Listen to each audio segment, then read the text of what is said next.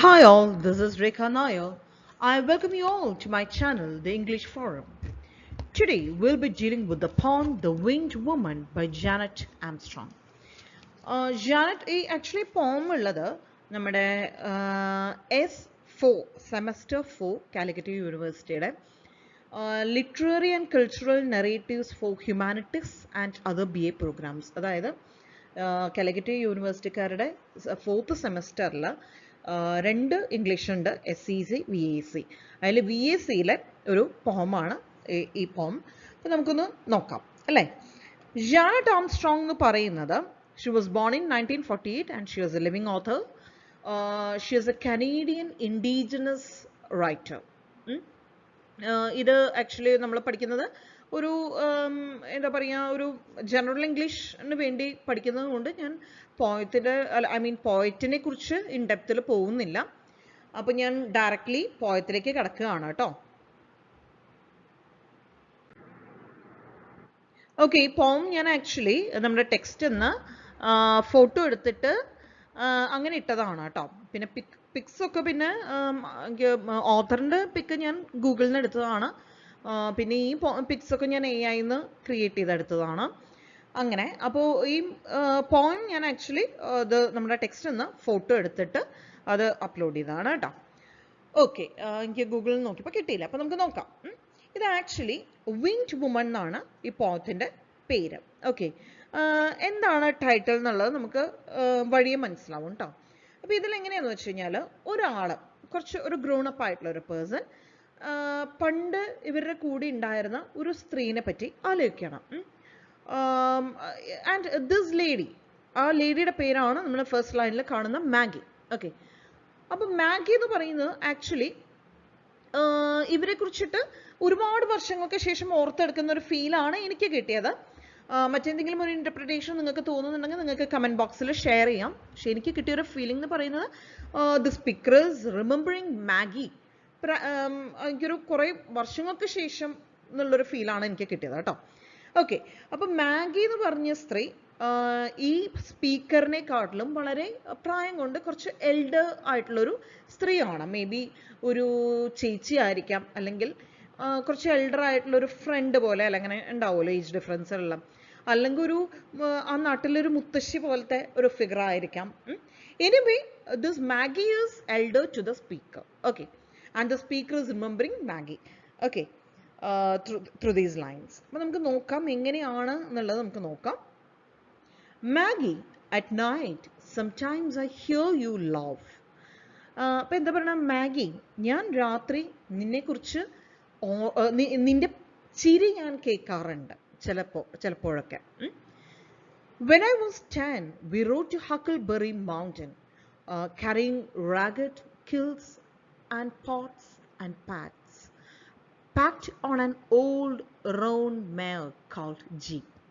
See, അവിടെ എന്താ പറയുന്നത്, ഈ ലൈൻസ് നമുക്ക് മനസ്സിലാവുന്ന ഒരു കാര്യമുണ്ട്, that they're leading a humble life, അല്ലേ, ഒരു നേച്ചറിനോട് ചേർന്ന്, അല്ലേ, അങ്ങനെ ജീവിക്കുന്ന ആളുകളാണ്. എനിക്ക് 10 വയസ്സുള്ളപ്പോൾ, അല്ലേ, അപ്പോൾ തന്നെ നമുക്ക് മനസ്സിലായി ഇത് കുറച്ച് വർഷങ്ങൾക്ക് ശേഷമാണ് സ്പീക്കർ ഇതിനെക്കുറിച്ചിട്ട് പറയുന്നത്. ഈ എക്സ്പീരിയൻസ്, എന്താണ് എക്സ്പീരിയൻസ് എന്നുള്ളത് നമുക്ക് വഴിയെ കാണാം. when I was 10 we rode to Huckleberry Mountain, അല്ലേ, എനിക്ക് 10 വയസ്സുള്ളപ്പോൾ നമ്മൾ ഹക്കിൾബെറി മൗണ്ടനിലേക്ക് റോഡ് ചെയ്യായിരുന്നു. എന്താണ് ഓടിച്ചിരുന്നത് നമുക്ക് നോക്കാം.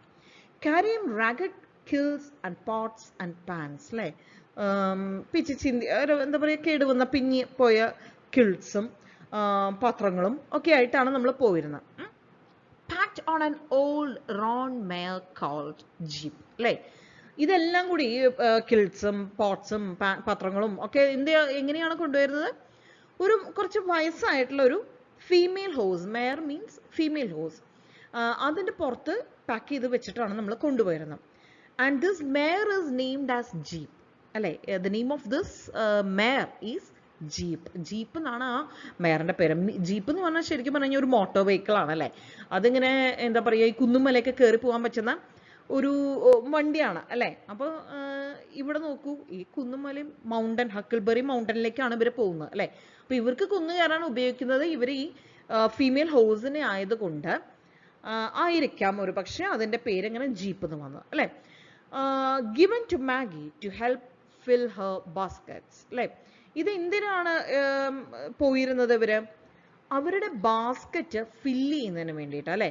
So the purpose of the trip is harvesting berries അല്ലേ, ഹക്കിൾ ബെറീസ്. അത് ഒരു ട്രഡീഷണൽ ഫുഡാണ്. Okay, so they are going to Huckleberry Mountain not as tourists, but they are going there to live, like to earn a living maybe. അല്ലെങ്കിൽ അവർക്കൊരു ഫുഡിൻ്റെ source ആയിട്ടാണ് അവരത് പോയിരുന്നത്. Not as they are not going to Huckleberry Mountain as tourist. Okay, I followed her picking berries. Her failing eyes had missed. See, അവിടെ ഒരു contrast കാണാം. അതായത് അവരുടെ കണ്ണിൽ തെളിയാതെ പോയ അല്ലെങ്കിൽ അവരുടെ കണ്ണിന് പിടിക്കാതെ പോയിട്ടുള്ള ബെറീസ് ഞാൻ പെറുക്കുമായിരുന്നു അല്ലേ. അവിടെ എന്താണ് ആ ഒരു ജനറേഷൻസ് തമ്മിലുള്ള ഒരു കണക്ഷൻ ആണ് കാണിക്കുന്നത് അല്ലേ. The child is using its young eyes to help the elder അല്ലേ. The elderly people they have wisdom, they are wise than the younger people. പക്ഷേ as far as Maggie is concerned, she is a wise person. അത് നമുക്ക് gradually നമുക്ക് മനസ്സിലാവുന്നുണ്ട്.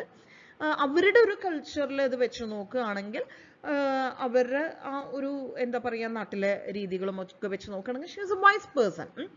പക്ഷേ she lacks sight, ആ ഒരു വിഷനൊക്കെ കുറഞ്ഞു തുടങ്ങിയിട്ടുണ്ട് അല്ലേ. അപ്പം അവിടെ ഒരു കോൺട്രാസ്റ്റ് ആണ് കാണുന്നത്. The speaker was just 10 years old അല്ലേ. അപ്പോൾ അപ്പോഴത്തെ കാര്യമാണ് ഈ പറയുന്നത്. വെൻ ഐ വാസ് 10 എന്ന് പറയുന്നുണ്ട് അല്ലേ.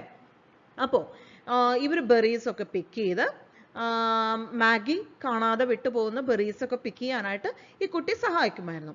I listened as she talked in her language, half singing sometimes for all the pickers to hear, her voice high and clear in the crisp mountain air, telling about coyote. Okay, അതായത് എന്താ പറയുന്നത്, അവർ ഞങ്ങളുടെ ഭാഷയിൽ സംസാരിക്കുന്നത് ഞാനിങ്ങനെ കേൾക്കുമായിരുന്നു. Okay, half singing sometimes. അവരുടെ ആ ഒരു ഓറൽ ട്രഡീഷൻ എന്ന് പറയുന്നത് എന്താ പറയുക, കഥകൾ ഇങ്ങനെ ജസ്റ്റ് പറയാന്നുള്ളത് മാത്രമല്ല, they are sometimes musical also. Okay, half singing sometimes for all the pickers to hear. അപ്പോൾ കൂടെ വന്നിട്ട് ഇതിങ്ങനെ ബെറീസ് പറക്കാൻ വരുന്ന എല്ലാവർക്കും കേൾക്കാൻ പാകത്തിലാണ് അവർ സംസാരിച്ചിരുന്നത്. അപ്പോൾ അവരുടെ ഇങ്ങനെ കൾച്ചറൽ റിലേറ്റഡ് ആയിട്ടുള്ള കാര്യങ്ങളൊക്കെ പറയുമ്പോൾ എന്താണ് എല്ലാ അവിടെ ഈ ബെറീസ് പിക്ക് ചെയ്യാൻ വരുന്ന എല്ലാ ആളുകളും അത് കേട്ട് നിൽക്കുമായിരുന്നു അല്ലേ. So she is the leader, she seems to be the leader of the entire group അല്ലേ. She's not just a leader, she's also a cultural guide അല്ലേ.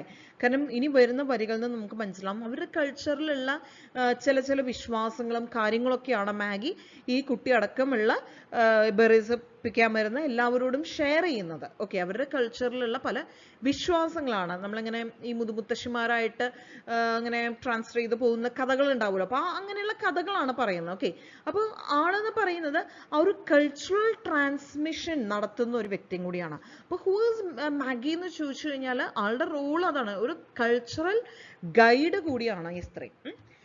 Her voice high and clear in the crisp mountain air, telling about coyote. Coyote എന്ന് പറഞ്ഞാൽ ഒരു തരം traditional stories ആണ്. അതായത് ലോകം എങ്ങനെ ഉണ്ടായി, അങ്ങനെ ഉണ്ടായി, അങ്ങനെയൊക്കെ പറയുന്ന ഒരു ഇതാണ്, ട്രഡീഷണൽ സ്റ്റോറീസ് ആണ്.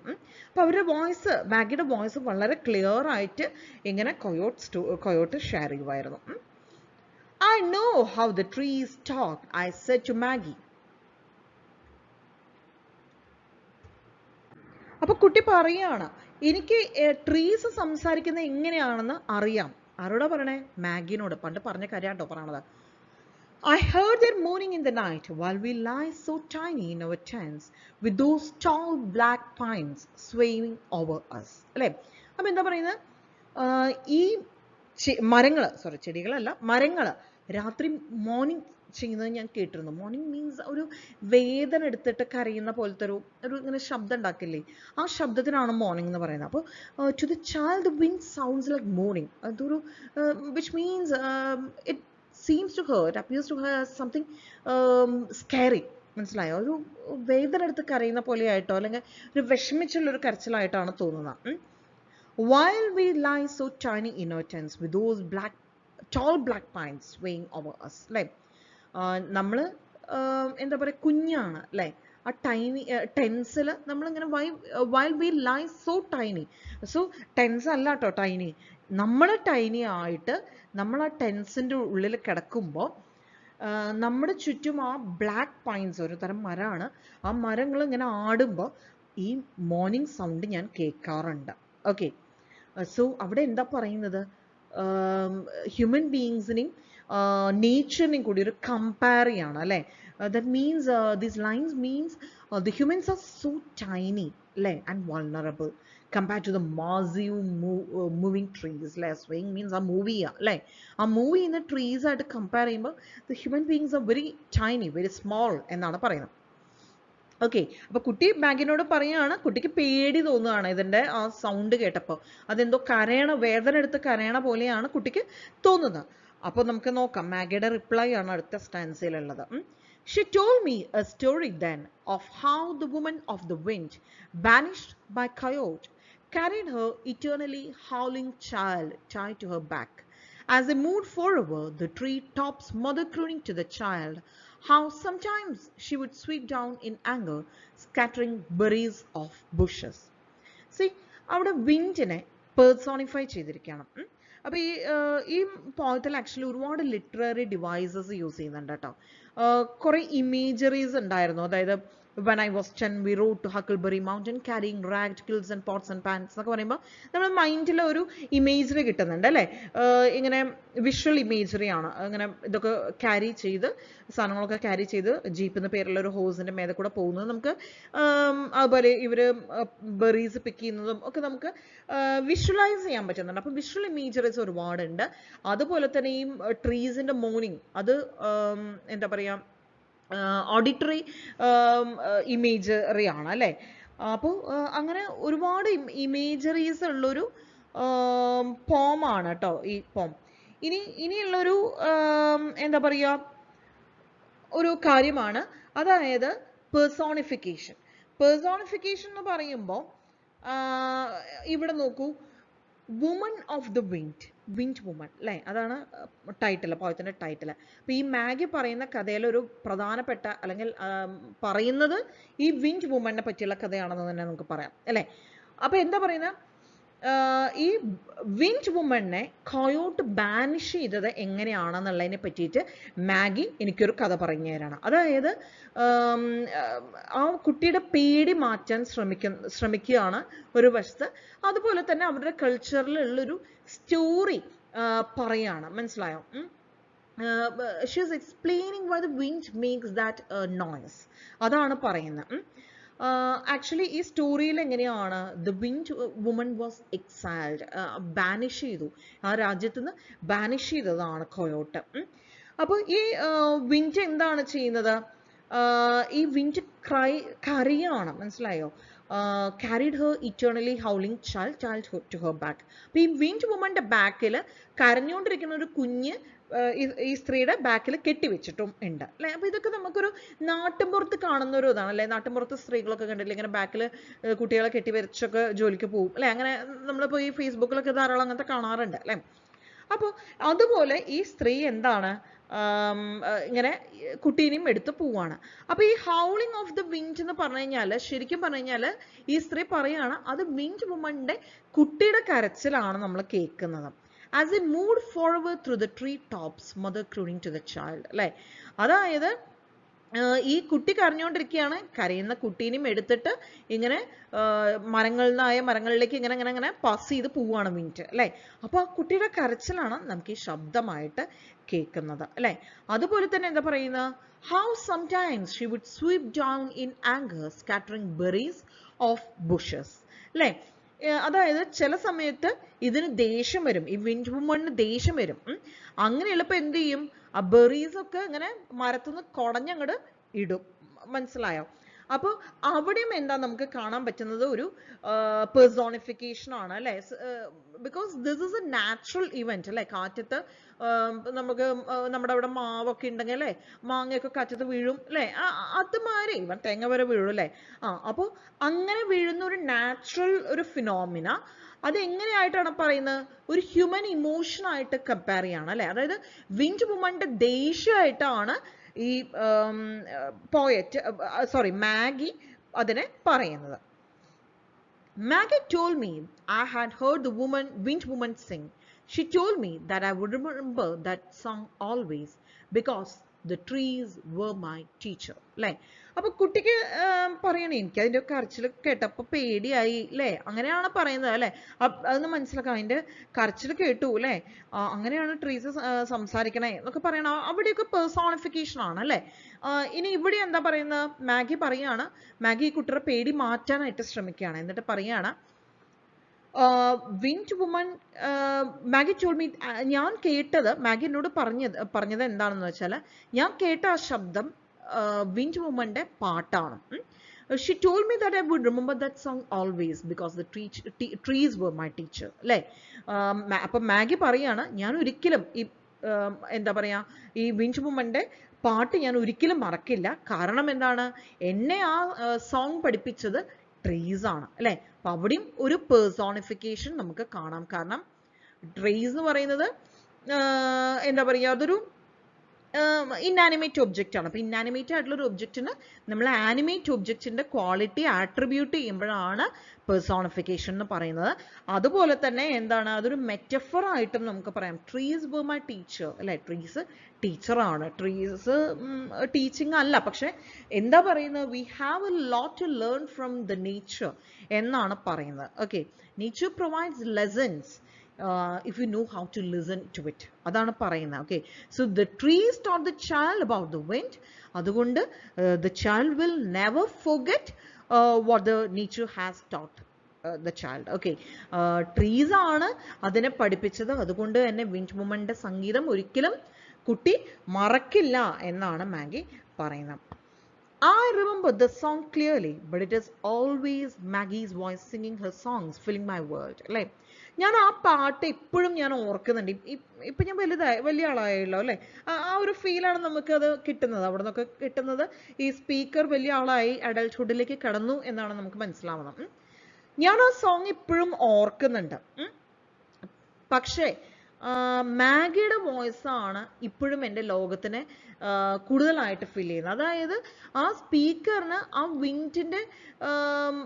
വിൻഡ് കേൾക്കുമ്പോഴും ആ വിൻഡിന്റെ ശബ്ദം, കാറ്റിന്റെ ശബ്ദം മാത്രമല്ല, പിന്നെന്താണ്, മാഗിയുടെ വോയിസും കൂടി കേൾക്കാനുണ്ട് എന്നാണ് പറയുന്നത്.